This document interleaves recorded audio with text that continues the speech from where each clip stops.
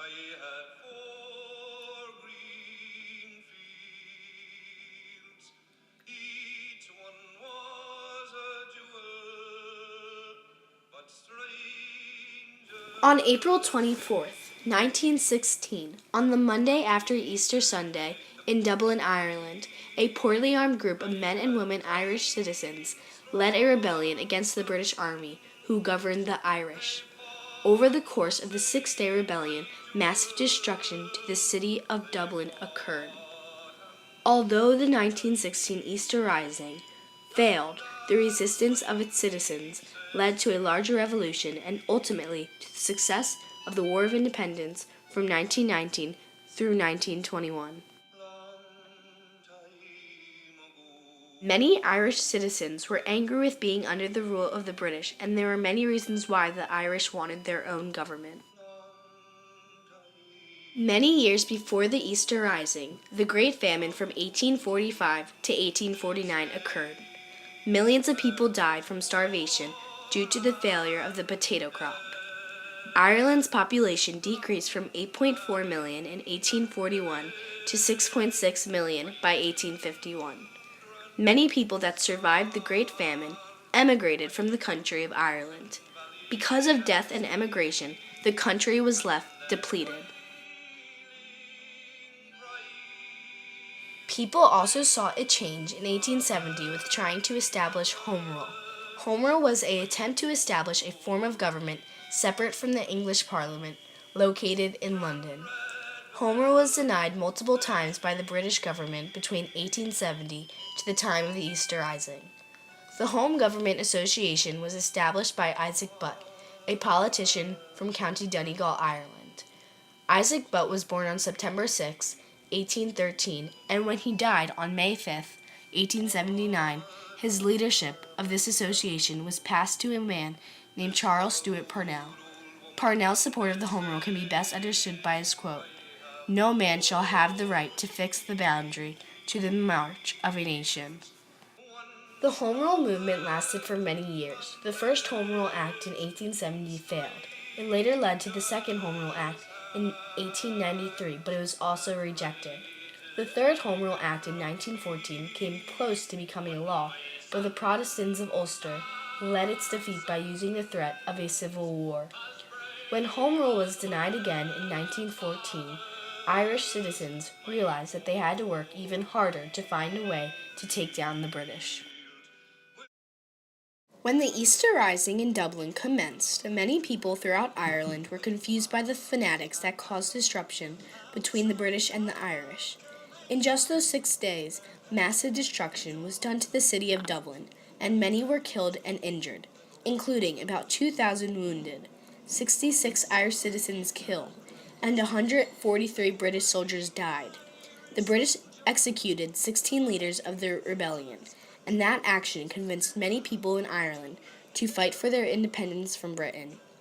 While Ireland failed in the Easter Rising, it resulted in a great hunger to gain their own independence from England. The 16 men that were executed by the British were known as the 16 martyrs of the 1916 Easter Rising. They became glorified as heroes and leaders in Irish history. The martyrs were Pádraig Pearse, Thomas MacDonagh, Thomas Clark, Joseph Mary Plunkett, Michael O'Hanrahan, Edward Daly, William Pierce, Sean McBride, Sean Houston, Eamon Cant, Michael Mallon, Cornelius Colbert, Sean McDermott, James Connolly, Thomas Kent, and Roger Casement. Pádraig Pearse, one of the martyrs, was born on November 10, 1879 in Dublin, Ireland, and was executed on May 3, 1916. His now famous quote underscored that even in defeat, there was success in the rebellion. "You must not grieve for all this. We have preserved Ireland's honor and our town. Our deeds of last week are the most splendid in Ireland's history. People will say hard things of us now, but we shall be remembered by posterity and blessed by unborn generations."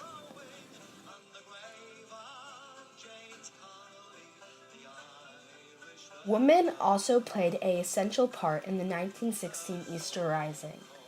One woman that stood out among the rest was Constance Markievicz, who was the only woman condemned to death for her role in the Easter Rising. Because she was a woman, she was not executed, but she was sent to prison and released in 1917. After the Easter Rising, Ireland's independence movement transformed into a larger revolution. 3 years after the Easter Rising, the Irish War of Independence started on January 21st, 1919, and lasted until July 11th, 1921. In the Irish War of Independence, about 1,000 to 2,000 died, including the British and Irish. Michael Collins was the leader of the Irish Republican Army in the War of Independence. The Irish Republican Army, commonly called the IRA, was established in 1919 to lead the Irish citizens fighting. And still, through my sorrow I sing. Michael Collins was born on October 16, 1890, in County Cork, and he was considered a hero in the fight for independence. He was assassinated on August 22, 1922, in County Cork, Ireland. A quote that Michael Collins once shared about people dying in the war was, "We are losing many splendid men, many fine noble friends. I hope someone will be left to pay due tribute to their deeds and their memories. But only one tribute can repay them, the freedom of this land, and in God's good time that will rest with us."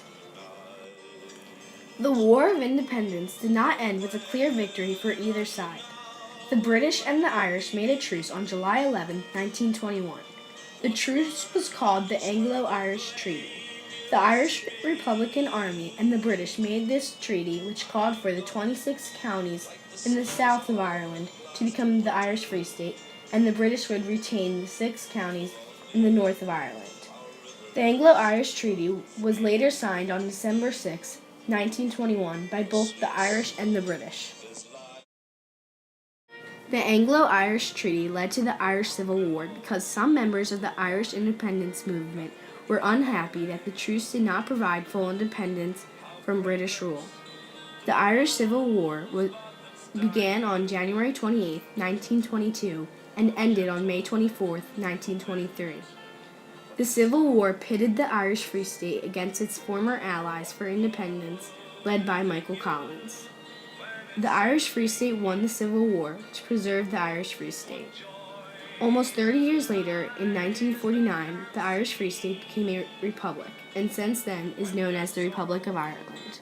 The 1916 Easter Rising was the biggest rebellion since the Irish Rebellion of 1798.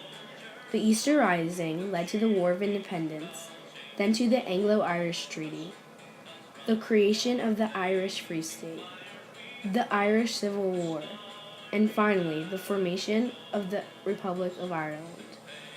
Although it was an initial defeat, the Rising's ultimate triumph was independence for the Republic of Ireland. Its triumph, however, was limited in that to this day, full independence has not been realized, and that the island of Ireland remains divided into 2 separate countries. Ireland and England achieved another step toward peace by signing the Good Friday Agreement, which was a treaty that was signed on April 10, 1998, which has brought relative peace over the conflict of Northern Ireland.